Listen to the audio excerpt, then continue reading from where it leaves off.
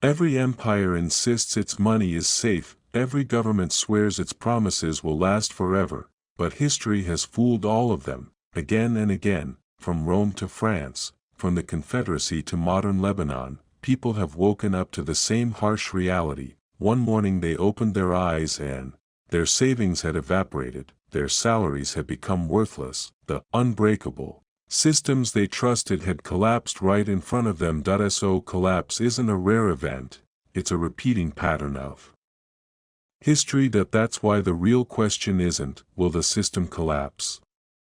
The real question is, when it does, how will you protect yourself?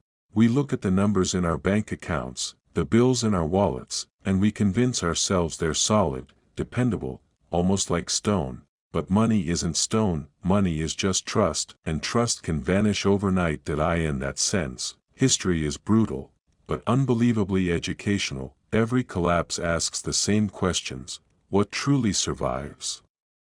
What turns to dust? Who stands firm, and who gets swept away?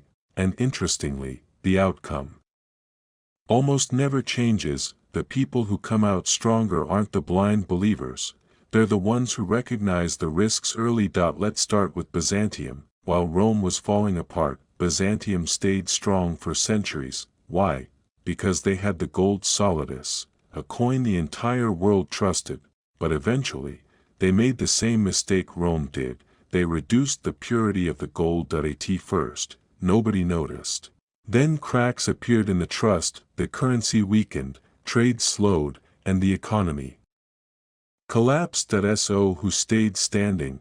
Those who held real gold, those who owned land, those who kept assets the state couldn't tamper with. Everyone else watched their money melt away. First lesson: governments will always debase their money eventually, real value always escapes. Then came one of the greatest disasters in history, the Black Death. Between 1347 and 1351, half of Europe vanished, cities emptied, trade froze, life came to a halt. But something unexpected happened. The economy didn't die, it shifted. With fewer people, labor became valuable, survivors demanded higher wages, houses and land left without owners sold for almost nothing. Those with liquidity, cash, rose, those without it stayed stuck. We saw the same thing during COVID. Supply chains collapsed, central banks printed money, asset owners got richer, wage earners were crushed, housing prices skyrocketed, markets recovered. But paying rent became harder. The pattern didn't change. Pandemics redistribute wealth. Now, let's jump to medieval Florence. The massive Bardi and Peruzzi banks were financial giants of Europe. They lent money to kings, until King Edward III simply said, "I can't pay." With one sentence, the king toppled them, deposits vanished, trade stopped, Florence plunged into chaos, and people learned a painful truth: there is no such thing as too big to fail. If an institution collapses, your money collapses with it. Centuries later, the same lesson resurfaced: Lehman Brothers, Lebanon in 2019, U.S. regional banks in 2023.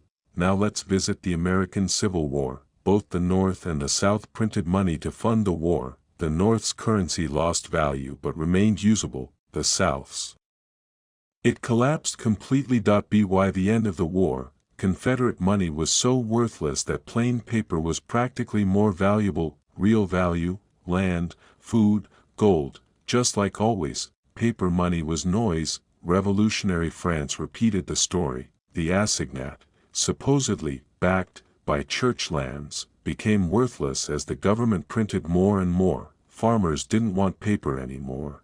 They wanted goods. They wanted silver. Bread riots returned, and again, those who held real assets survived. Now, the 1997 Asian crisis, when Thailand's baht collapsed, it triggered a chain reaction across Asia. Countries in debt with foreign currency suffocated overnight.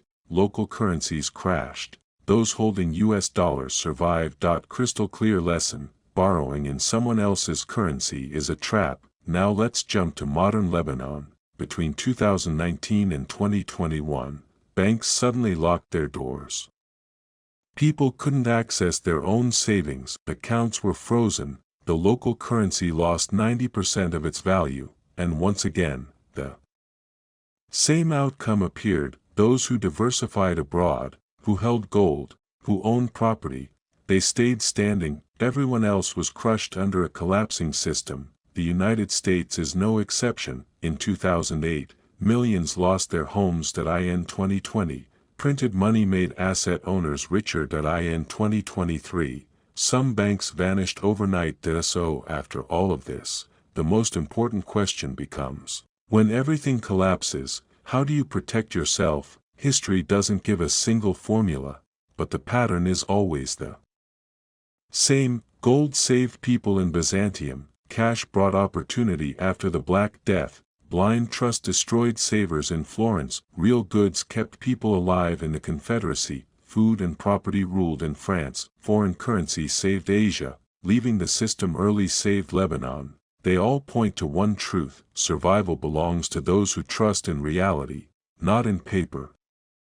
Wealth isn't just what you own. It's what you can do. In every crisis, money loses its meaning, but production never loses value. A baker, a farmer, a craftsman, a merchant, anyone who can create or produce something doesn't just survive crises, they rise through them. Real protection comes from real assets, real skills, and the awareness that every system is fragile. Throughout history, every collapse has shifted wealth, from the trusting many to the prepared few, from paper promises to tangible value, from passive savers to active producers. So the final question is, when everything collapses, will you actually be holding something real, or just promises? History never repeats itself exactly, but if you ignore its patterns, it will crush you. If this episode gave you a new perspective, stay tuned. History always speaks. I'm just here to make its answers visible.